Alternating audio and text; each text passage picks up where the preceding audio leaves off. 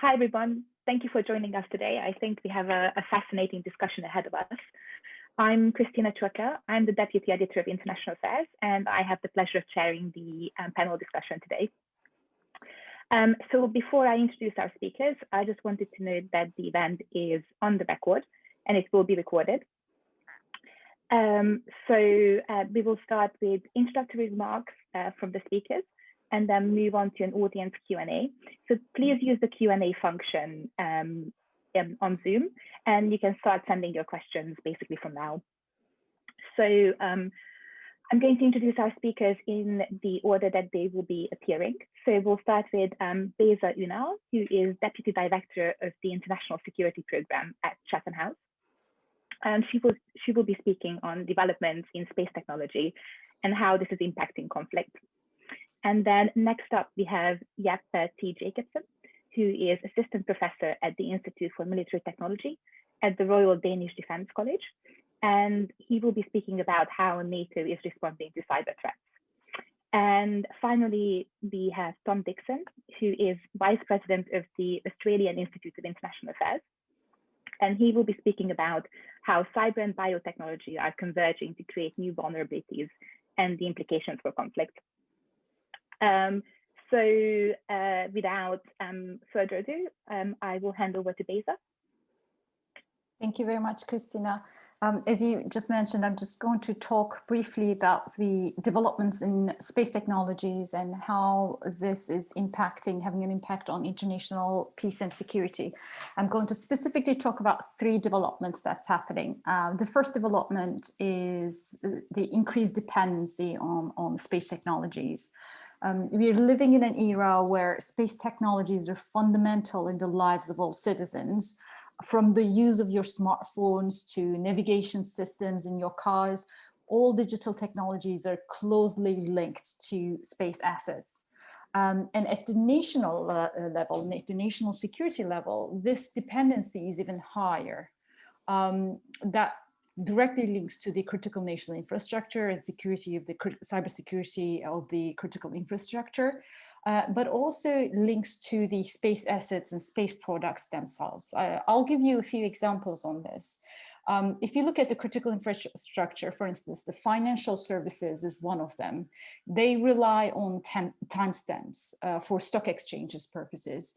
In the timestamp, they look at the GPS, GNSS signals of electronic share of the trading functions against their own clocks. If there are deviations between these two timestamps, then that might result with huge economic losses. Another example that we can give is related to the defense sector. And I give this example quite often because it's a really good example. In the war in Afghanistan, during the Afghan operations in 2001, the 60% of the weapons used by the United States were precision-guided munitions. This means that the weapons were actually guided through satellites, guided through space means, and they were using space-derived information. These were bombs, missiles, and other type of weapons. And if you look at the comparison, during the first Gulf War, this was only 10% in 1990, the dependency. So from 1990 to 10% to 60% in 2001, it's an increased exponential dependency that we're seeing. And we need to realize that such dependency today is almost impossible to get rid of. What we need to make sure is that that dependency shouldn't turn into vulnerability. We should never let such dependencies turning into vulnerabilities. And that can be assured by putting resilience measures, putting redundancy measures on board. The second development that's happening today is that there's increased number of actors operating in outer space. Traditionally, if you look at it, the outer space was a domain of operations for state actors. And today it's kind of reversed.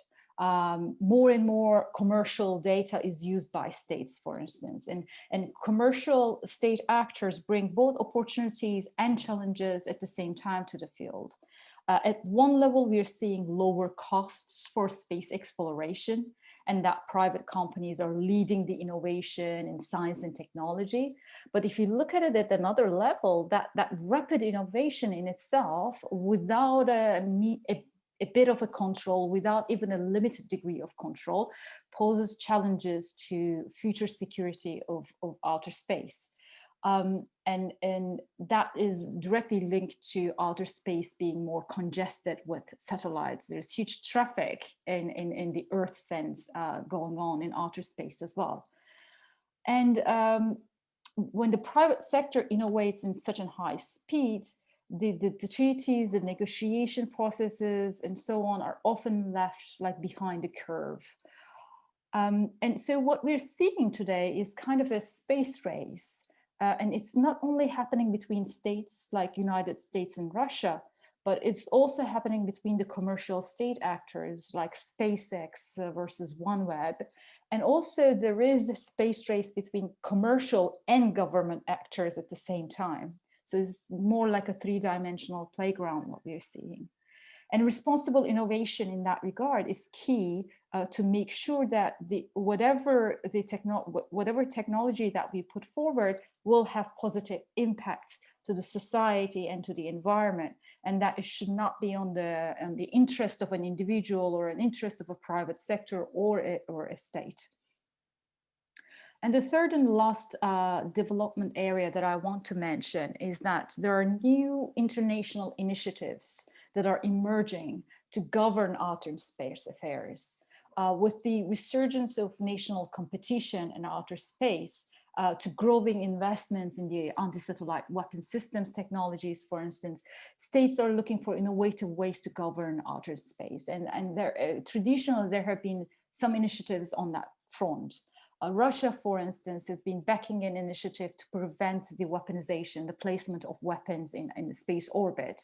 But not much progress has been achieved on that Russian proposal within the United Nations.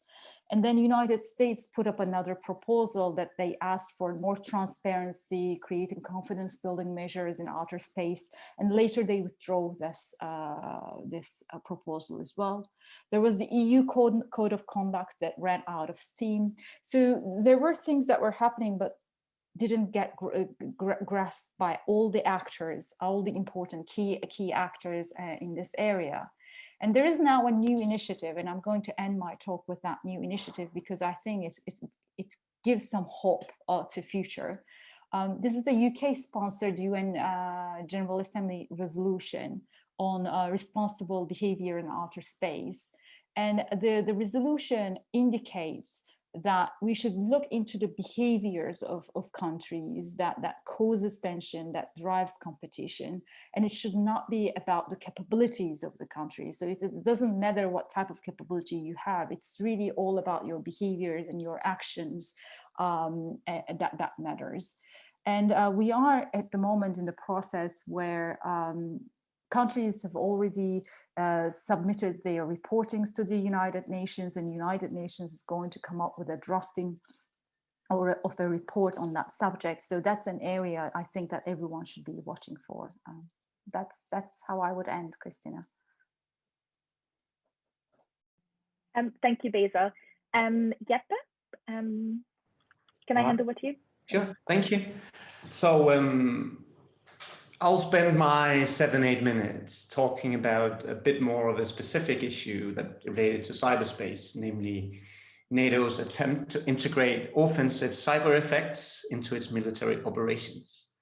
A process that we've come to know as Skepta, which stands for Sovereign Cyber Effects Provided Voluntarily by Allies, really NATO-like wording there. I'll start by pointing to some of the main challenges NATO is currently facing. Now, then briefly suggest how we can be more productive in thinking about offensive cyber operations in a military context. So first of all, NATO wants to add offensive cyber capabilities to its toolbox to signal that it is up to date and is able to play in this new developing domain. But Skepta is a compromise. Accepting the idea of sovereign cyber effects is the only possible solution to the fact that member states are reluctant to hand over specific knowledge about the cyber tools and techniques they use when delivering cyber effects to a NATO commander. However, I see three big challenges that could prevent Skepta from ever becoming a success for NATO. The first relates to time. If you want, and it's very technical in the sense that how cyber attacks really work most of the time. And if you want to hit a specific target through cyberspace, which is what you usually do in the military, developing a cyber effect is often very time consuming, and it's unlikely to be ready within the planning cycle of 48 to 72 hours in a conventional military operation. This means that states cannot wait until a conflict escalates before beginning to prepare cyber effects by exploiting vulnerabilities in foreign networks. But even if an ally gets early access to an enemy network, and the ally needs to be confident that the cyber effect can be delivered at some time in the future when NATO is actually requesting it. This is difficult because cyberspace is a very dynamic environment. So vulnerabilities, software vulnerabilities are patched, systems are updated or replaced, and these bad IT practices, security practices are usually identified and improved over time. This means that cyber weapons cannot just be put on the shelves, like missiles or whatever, for later use when they are developed. So that's the first challenge. The second challenge relates to the difficulty of assessing cyber effects and ensuring proportionality and discrimination. Right? So systems are often very complex and part of other systems, and often these systems are part of or cut across the civilian military divide. And furthermore, the difficulty of battle and collateral damage assessments is reinforced by the fact that defensively, the most capable actors in cyberspace use deception techniques to spy on intruders, keeping them in their networks to learn about the intruders' hacking practices. So even if a state is convinced that it's able to deliver an effect within the bounds of international law, the NATO commander, who's ultimately responsible for the operation, needs also to be convinced of it. And that's despite the fact that, as I started with, the commander is unlikely to receive information about how the cyber effect is actually delivered. Right? So there needs to be some kind of trust here. And that leads me to the the third challenge, right? This relates to deconfliction, right? Deconfliction is important in any military operation, right? Avoiding that different operations like overlap at the same time and stuff like that. But in cyberspace, information sharing is inherently difficult. Right? The cyber tools and techniques that produce an effect are usually developed in secret and must stay secret until the effect is achieved. Right? If they become known, vendors and adversaries can fix and replace software and thereby render the effect impossible to achieve. In an alliance without much trust when it comes to sharing intelligence, it's unlikely that allies will start to share offensive cyber tools and techniques. This is also because of the large overlap that exists between the exploit used in military cyber operations and general intelligence collection. Intelligence agencies, and this is important, continue to dominate in cyberspace, and they're likely more reluctant to support the use of loud military cyber effects that risk compromising exploits that are currently being used in intelligence operations. Right? So while these challenges are difficult to overcome for NATO, I will argue or suggest here that they are less of an issue if we become more realistic about what type of cyber effects we would like to support our military objectives with. Right? So the majority of scholarly and political interests in military cyber operations have so far been concentrated on the more spectacular military cyber effects, right? Those that are highly integrated and enable kinetic effects, right? Here, the case of the Israeli bombing of a Syrian nuclear reactor in 2007, where an alleged cyber attack blinded the Syrian air defense system, has become very influential for many military thinkers when imagining the future utility of cyber attacks in war. Right? but the sophistication and level of coordination needed for such effects are, for the above reasons, the reason that I just mentioned, the three challenges, extremely difficult to integrate into specific NATO operations, right? Instead, I suggest that we look to the so-called US cyber bombing of ISIS as a more useful point of reference, right? While some have been critical about this cyber operation for not being effective enough, I believe that it illustrates the more realistic promise of the future. The US activities that drained batteries on terrorist phones, disrupted terrorist networks and recruitment platforms, or prevented online payments to fighters are unlikely to have measurable strategic effect on their own, but they can drain resources and they can cause confusion and doubt, which will help other military efforts and ultimately the overall strategic goals, right? But to embrace this potential fully, NATO needs to be more flexible and open-ended in their approach when requesting cyber effects from member states. So we need to give member states the freedom to contribute with many different smaller and less integrated effects. That's my argument, right? This requires a willingness from NATO to accept member states' reluctance to share cyber intelligence and to give up exclusive control over military targeting process. This is controversial, but this is my suggestion anyway.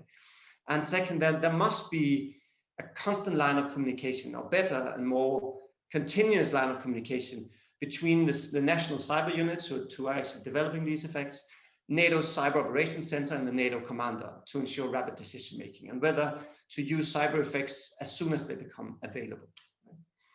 In my opinion, this approach, what I call persistent cyber annoyance, is the best way forward for NATO's offensive cyber ambition.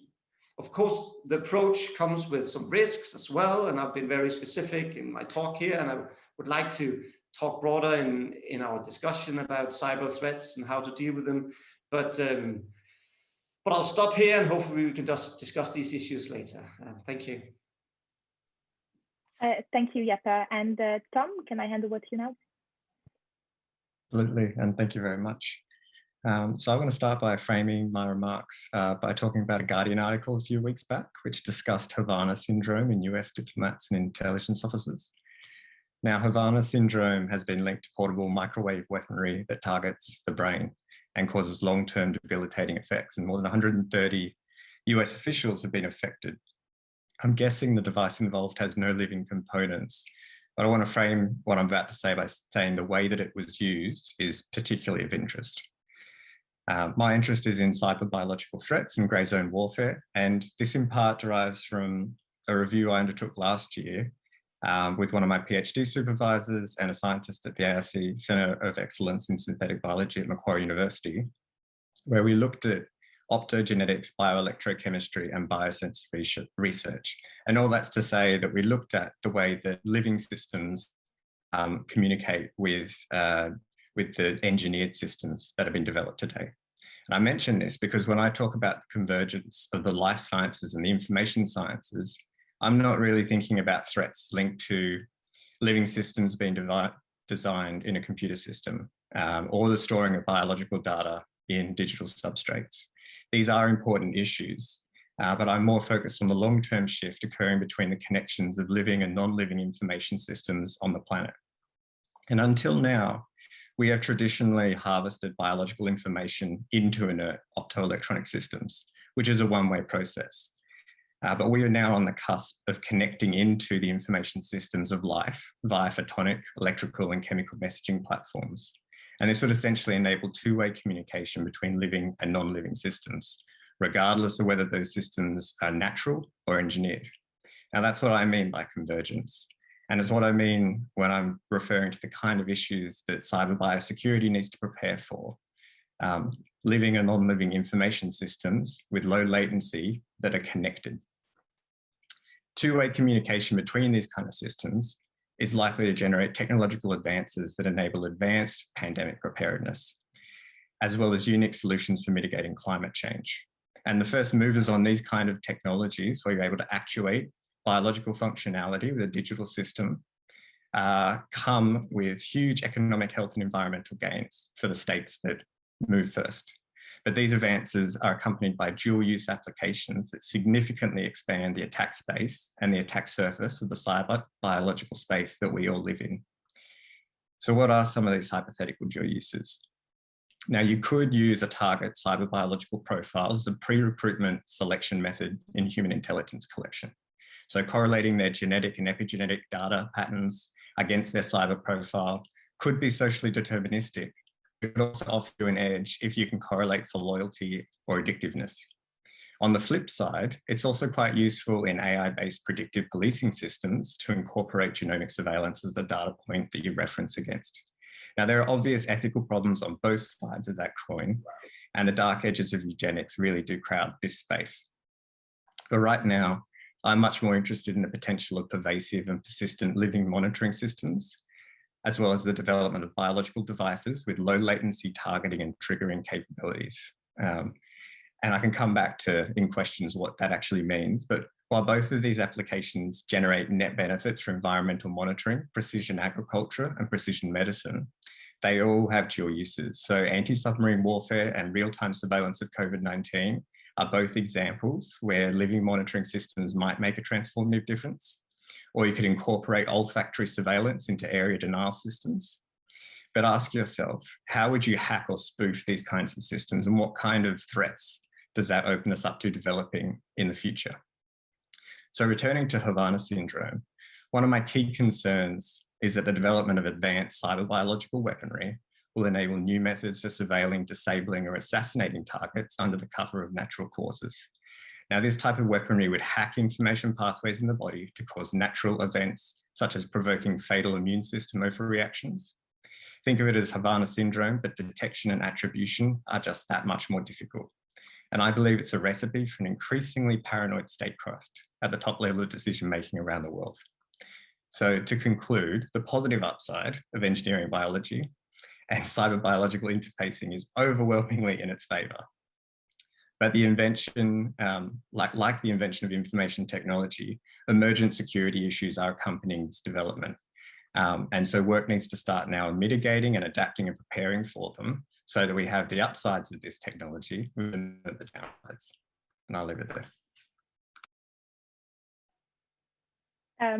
Thank you, Thom.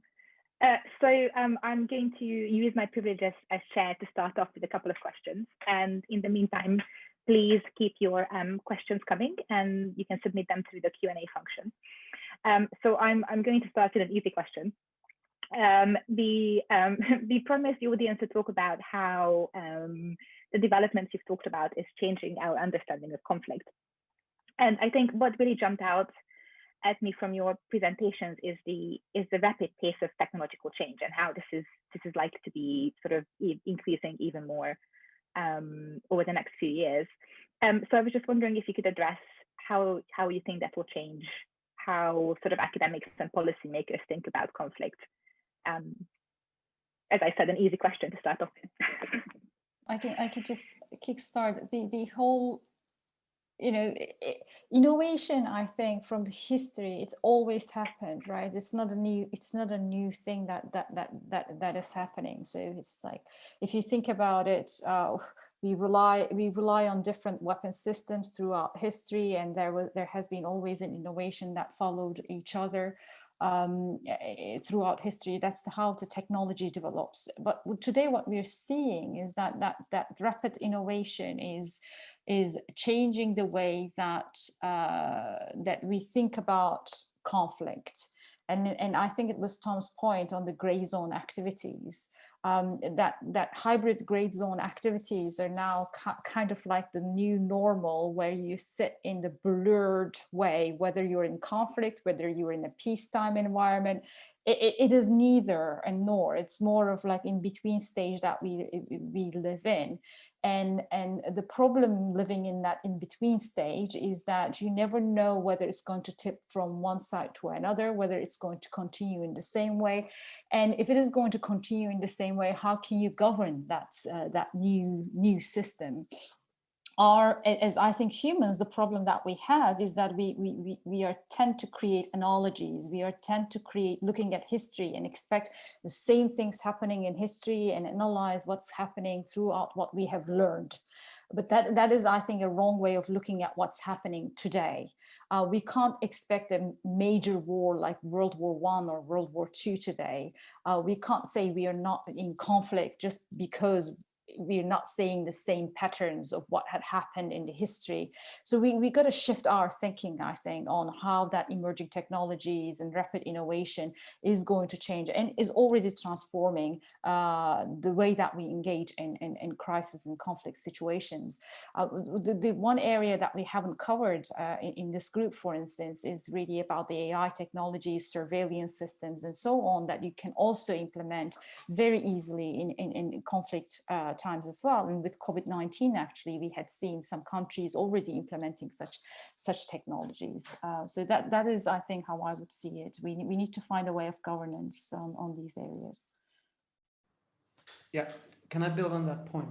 Yeah, sure. So yeah, I completely agree. But just to build on it, I find that really interesting in terms of how things are changing. The conflict environment is changing, because I'm speaking about NATO, and one of the problems here is that they're still thinking in a very conventional way, right? We need to integrate cyber capabilities into the military toolbox. But what Thom has been talking about, what Basis just talked about, was like we are in this gray zone. We are below the threshold of armed conflict. But you have these organizations, NATO being the prime example, which is first and foremost a military organization that has a very difficulty actually adapting. And the question is, should they adapt? Should they actually also act in this gray zone, right? Because right now, the reason why all these other competitors are using the gray zone to promote their political interests, because on the military side, they're completely dominated by NATO. So there's created this space of competition, perpetual competition, conflict, gray zone conflict, whatever you call it, that is going to continue to develop, which, as we said before, AI, cyber operations, bio operations are all new tools that can provide all the actors with new ways of achieving their political ends. So we have to adapt to that as a, you know, as NATO, but the EU. But the question is whether NATO, which is being seen as a military organization first and foremost, is the right organization to do that. Whether we should go to the UN or the EU needs to come together to agree on how we actually control cyber weapons or control bioweapons or control space weaponry or whatever it is, right? That's just a reflection there. Yeah, I guess the main point I'd probably say is the language is really important in talking about these things, and that when talking about language, we go to not just the containers that we're using to describe the kind of threats we're up against, but just the way that government departments are organized, their responsibilities, the way that the UN is segmented, what the differences you have between the Biological Weapons Convention and the Chemical Weapons Convention. These, I guess, languages of describing threats and managing them that have existed from last century just no longer really map onto the reality that we face. And we're at the point where they all are trying to adapt and doing their best to adapt. But to take, for instance, the difference between the life sciences and the information and computing sciences, in many areas, that difference is just no longer relevant. And yet we would manage both of those, but threats emanating from the different referent objects in completely different ways. So we've had a few questions about the role of international organizations in responding to these changes. And I was just wondering how you see the role of international organizations as opposed to states or the non-state actors that you've mentioned in your presentation. So I'll talk about the cyber side of things, right? And if you've asked me 3 months ago, I would be really, really skeptical about the role of the UN and all these UN processes that are being discussed, and then how we actually come to agreement. That's of course between states first and foremost, right? But I must say I'm surprised and also a bit annoyed, because I was actually writing an article writing this is never going to work and so on and so forth. And it actually ended up working fairly well in the UN in terms of actually coming up with agreements on language, even though it's voluntary, it's non-binding. That's how I see the UN working in this area, right? Coming up, pushing slowly these agendas forward. But we are still waiting for that incidence where we say, well, now you cross the threshold. Now this is the red line, right? But until then, until we have these arbitrations, due diligence arbitration trials or whatever, we are not going to actually agree on that much binding stuff. But I've come to see some of these processes in the UN as really useful, even though as a very you have to be relaxed and wait, but it takes time. But yeah, that's the way forward, I think. These nations coming together and actually promoting different norms for responsible behavior. Yeah. Thanks. It's much more optimistic than I was expecting. Beza, do you want to jump in? Yes, I would like to add on to this. So if you look at the UN functions only when there is a political will, and we need to accept that. We can't expect UN to come up with a decision in a very short time. As Jeppe said, it takes longer periods because that political will needs to be established. But it is quite important, especially in the emerging tech areas, because emerging tech is an area that is cross-cutting all the nation states. Not only the US and Russia, it's also the ones that are developing states, also the global south. They are going to have impacts from the way that we look at the emerging technologies, cyber, AI, space, and so on. And we need to find a way of incorporating all these states together. And that's what United Nations, through the group of governmental experts, GGEs, that they try to do. And that will take a long process, but once it's established, at least some type of norms and rules that will be coming up. In the cybercrime side, it's already going ahead. Hopefully, on the space and the AI side, that will be coming as well. One point on the legally binding measures and versus these rules. It's really challenging because I think that legally binding measures are quite important and we need it. But oftentimes, if you look at NATO sides, they always say that the security environment is not right for engaging with Russia, engaging with China, or coming up with these legally binding measures. Within the UN side as well, there's always this clash.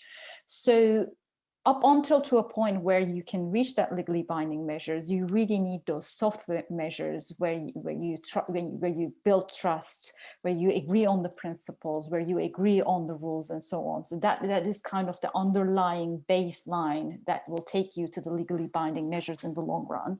And I don't think that we should think legally binding measures as the upper end of the whole holy grail, because if you look at it, legally binding measures are there only up until a country breaks them, right? We saw it with the CWC, with the chemical weapons used. We need more than legally binding measures. We need more of the behavioral change. We need more of the states agreeing with each other on the rules and norms. I think that's what I would say. Yeah, I completely agree, but we also have to remember that norms have always been broken, right? But that doesn't mean we don't have norms, right? Even though some behavior or some countries are not following these things. But I think now I was really optimistic before. But the fundamental challenge, and something we have to accept, is between the development of technology, the rapid advances in technological development, which some actors are going to exploit. These legal gray zones are always going to be there. They've always been there. We have intelligence agencies always playing in legal gray zones. This is not new at all. You just have a technological reality where some actors want to use this space, which is not very surprising. So our norms effort will always lag behind, both the soft and the hard. That's just the name of the game. But it's not something new. It's just the problem is when we consider all these extreme cases, which are when we follow the cyber discussions 10 years ago, it was all about cyber Pearl Harbor, cyber 9/11, all these kind of things. And when we use these metaphors that are really extreme, we start to hype this, right? But of course, we are seeing problematic ransomware attacks all over the place.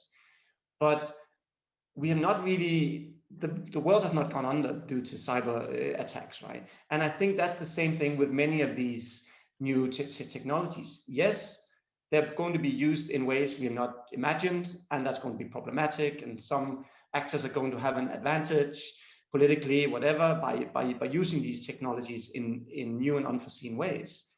And then we start this process, long process of creating norms and capacity building around the world to make sure that everybody are going in the direction that we wanted to go in, right? So that's just, we just have to accept that that's the name of the game.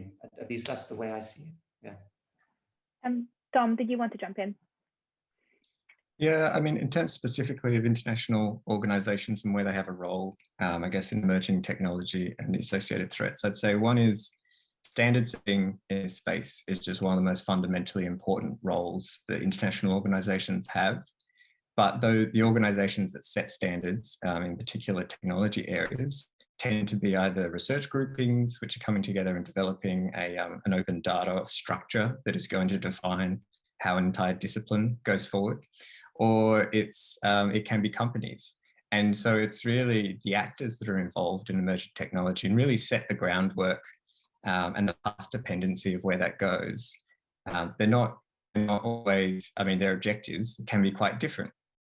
And that is where the ambiguity in the grey zone space enters, because their objectives can be co-opted and be changed depending on what is possible and what can be done in that technological space. And I think AI is a really important one, because you can see how guidelines and frameworks in different countries about how AI should be used and how it shouldn't be used can often be specific to non-military contexts, and then quite different once you enter into that grey zone operation space intelligence agencies. So there's quite a bit to untangle. So I think you've all alluded to the ethical and moral implications of the changes and responses you're looking at. And I was wondering if you could sort of flag the main sort of the principal ethical issue you see developing in the next sort of 5 or 10 years. And Thom, can I start off with you, because we had a question specifically about super soldiers. Super soldiers. Okay, I can speak a little bit then about that. I haven't done much work on human enhancement. To be honest, I've stayed away from that. My background actually comes from looking at molecular biology and single-celled organisms and the work that's been done in that space, which doesn't go through, doesn't deal as much with the human organism. But there is a huge amount of money and funding flowing into human enhancement research. It's often brought up as a space in which the great powers are investing heavily.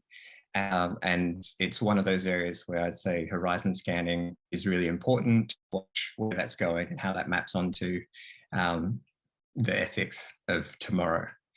To sort of come back to what I see one of the great ethical challenges being, I think it's that we're living through a moment in time where the capacity for decision makers to access information is now being mediated by autonomous systems. And so that's a fundamental shift, I think, between how we access reality and how the people who are making really important decisions access reality. Things are often sifted through machine learning algorithms before they get to a decision maker.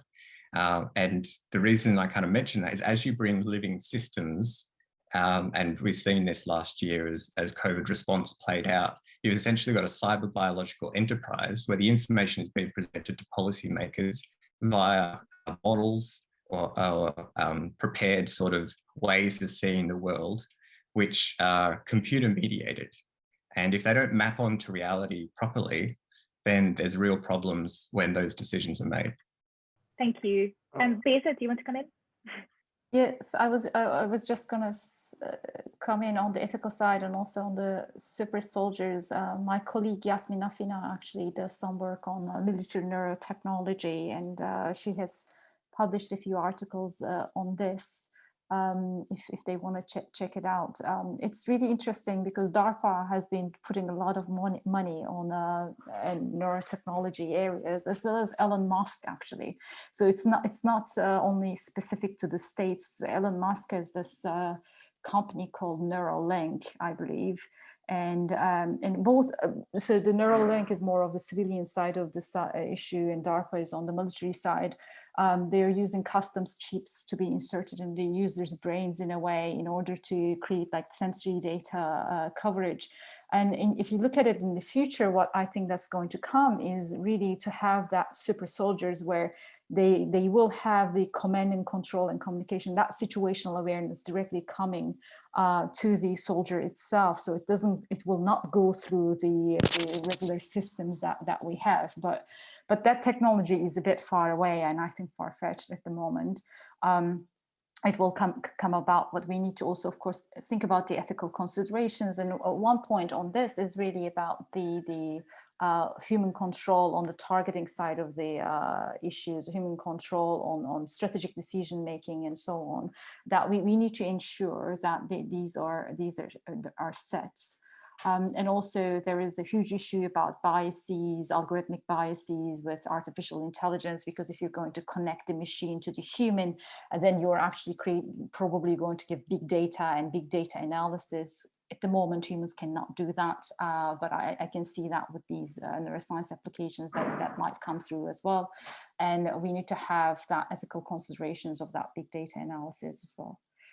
Yeah. Thank you. And Jeppe? Yeah. So to be a bit, not to go into the long theoretical discussion on ethics, but we just have to remember in terms of what we started out by talking about in terms of conflict and different kind of tensions in the international system. Ethical considerations are very different and very, at the end of the day, both political and culturally different, right? And I completely agree with the previous points.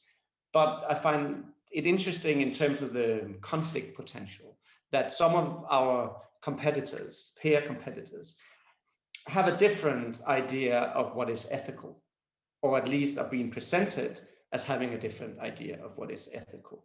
And I can't really talk much about the whole human enhancement and AI, but one example in terms of data, in terms of who owns data, is very different from both between the US and Europe, right? In Europe, we have GDPR, like the data ethically, politically is tied to us as individuals, right? That's how we approach data. That's our way of thinking about data. That's different from the United States. Data is actually a market commodity, right? It is the big corporations that own data. It's their data. That's the ethical, political ideology there. And in Russia and in China, you have a bit more, state-owned data. It's the state's data, right? It goes through state-owned cables, it's state data, right? And that's different political perceptions on data. And that's going to be very different in terms of how we going to develop not just data and cybersecurity and cyber surveillance, but all these other technologies that you talked about just before, Thom and Beza. Yeah. So that's I just find that when we talk about ethics, it's just not about my ethics. It's about the different forms of ethics depending on where you stand, right? So that's my point there. So actually, I think we had a really interesting question related to that on responses by different states. So in particular, I wonder if you could talk about how you see developing countries respond to these emerging cyber threats.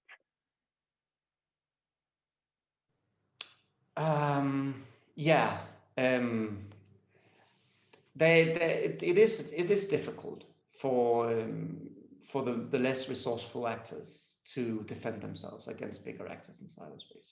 I think part of the whole, we talked about norms before, and I think part of the really important thing about norms development and that behavioral change that Beza was talking about before is actually doing capacity building in weaker countries to make sure that they have computer emergency response teams, that they have a proper setup, that they're not using pirated software in their government systems and so on and so forth. But it's a huge challenge. It's a huge challenge because of resources. It is expensive to have a resilient, redundant, cyber-secure digital environment, right? So it is a huge challenge, and the way they are going to respond, that's, you know, that's at least in my perspective, it's also how we demand them to respond, how we integrate cybersecurity, cyber defense into our trade agreements, our negotiations with developing countries. When we do trade agreements, do we talk about cybersecurity? I think that's very important, but as a diplomatic exercise, and that's one of my key points. That's what how I see the third world bridging that gap that we see right now, right? Yeah, that's the point briefly there. Beza, oh, sorry, Thom, go ahead, and then I'll come back to Beza.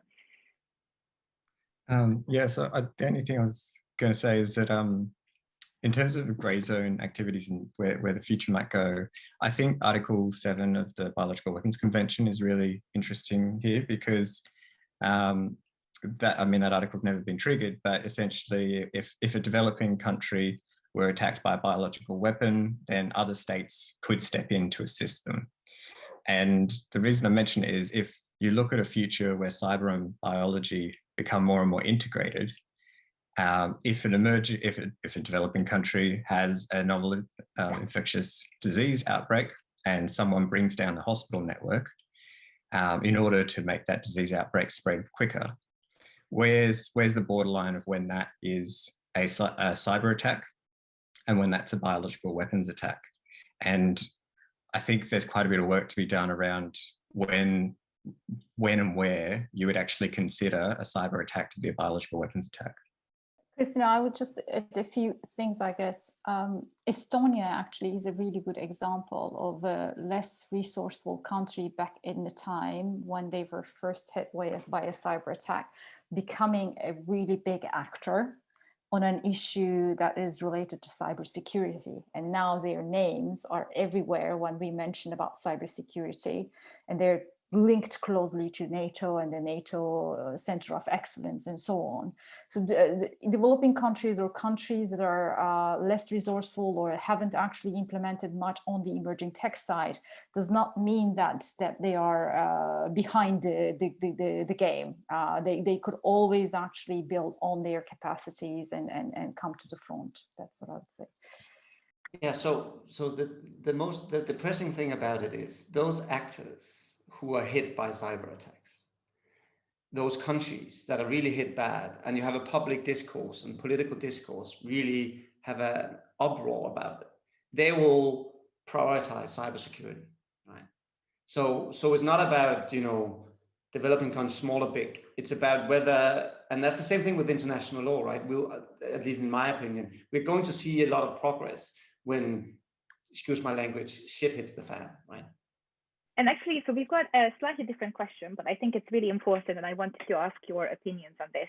So how do you think non-specialists can get to grips with the implications of the cyber and biological threats that you are researching? Thom, can I ask you to give it a go first?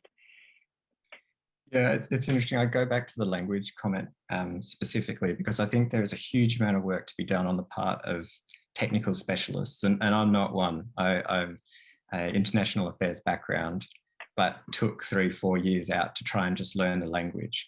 And I think there needs to be a language describing these emerging technology issues, which is simple enough that non-specialists can engage and can put together policy that makes sense. But the language is still complex enough that it represents the scientific and technological reality that we're facing.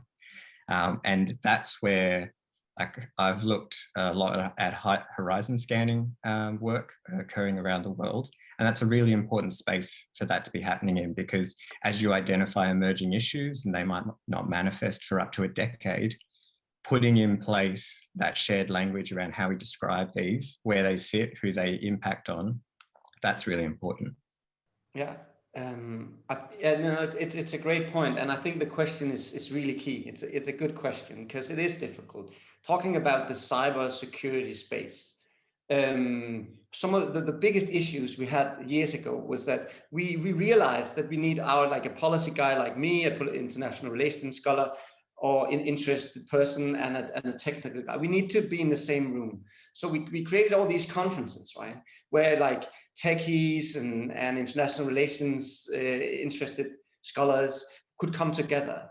But the problem was that then you had like two different seminars, or like workshops, one technical and one political. And I went to the political, and all the technical guys went to the technical workshop. So we never really talked, even though we were in the same building, right? So you had this issue of not just learning from each other, but bringing each other together and actually listening to each other. And it is really difficult, because you are interested in different things, and it takes time to actually look into these, what Thom's talking about, like the biological stuff is difficult. The ones and zeros, that's also difficult, and it's a different language that you need to spend time actually learning, which is not your preference, because you like international politics, right?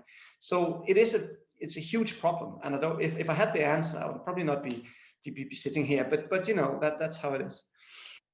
Christina, I would probably just add that the best way of learning is surrounding yourself with technical people if you're coming from the policy background, and talk to them and asking them, how can you describe this to me in a simple term, in a simple way?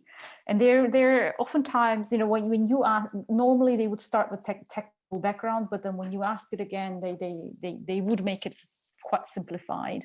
And that's how we do our meetings as well at Chatham House, with technical and the policy people coming together, and that synergy actually creates the outputs of our papers.